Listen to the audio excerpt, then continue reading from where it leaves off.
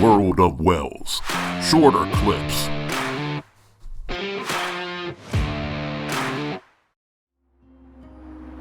William Jasper is best known for his incredible bravery at the Battle of Sullivan's Island in South Carolina. But because of the heroic rescue of his fellow colonial soldiers at this location, this site will be forever known as Jasper Spring. A large monument was eventually erected at the site, which can still be observed today.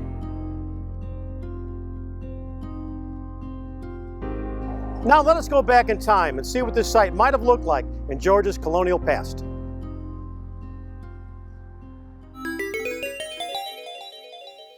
Here we are back in Savannah 200 years ago. Savannah with its natural beauty, live oaks, Spanish moss, and here's our spring. Last chapter we talked a little bit about springs and how they're under a confining pressure. I thought I might go into a little bit more detail on this particular spring and how it might have originated. Savannah water from the drinking water limestone is not supplied by local rainfall. The rainfall that falls in Savannah is isolated from the limestone by a bed of clay called the Miocene. Our drinking water actually comes from the Piedmont area of Georgia, some 150, 180 miles north, up in the Macon area. This Piedmont is the source of our drinking water. So the Piedmont allows the water to flow underneath the confining bed of the Miocene, and then that limestone flows down to the coast of Georgia. So there's an elevation difference of some several hundred feet, 200 or 300 feet, where that water at the Piedmont area is much higher than the source of the water in Savannah. So that artesian pressure is what gives us our pressure in the limestone, because the water level in the Piedmont is higher than the water level in Savannah. Now when that spring is flowing, it required a fracture in the Miocene, because normally that Miocene is a confining bed, but there must have been some sort of fracture in it at that time. Well, because the aquifer is higher here than it is here, the water would come up through that fracture through the Miocene and perhaps bubble out on the ground and form our spring here.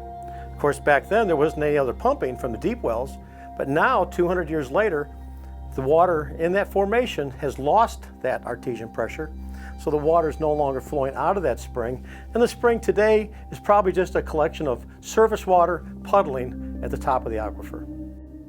In this diagram, we see how the drilling of more and more deep wells has dropped the pressure of the potentiometric surface to as much as 150 feet, even as the amount of water in the aquifer remains plentiful.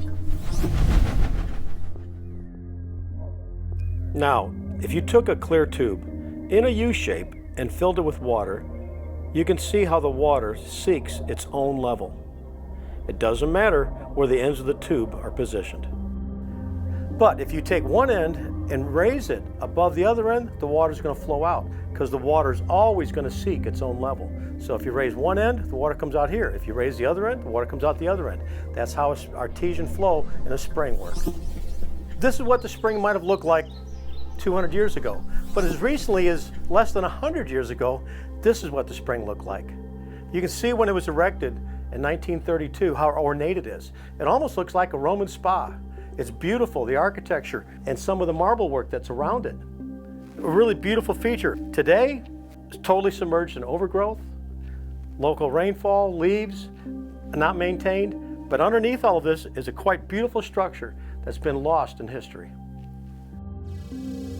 We talked about how springs and wells were given names. This particular spring, Jasper Spring, was named because of a very important event that made Sergeant Jasper and Sergeant Newton very famous. A Revolutionary War figure who became a hero for what he did for the colonial Americans.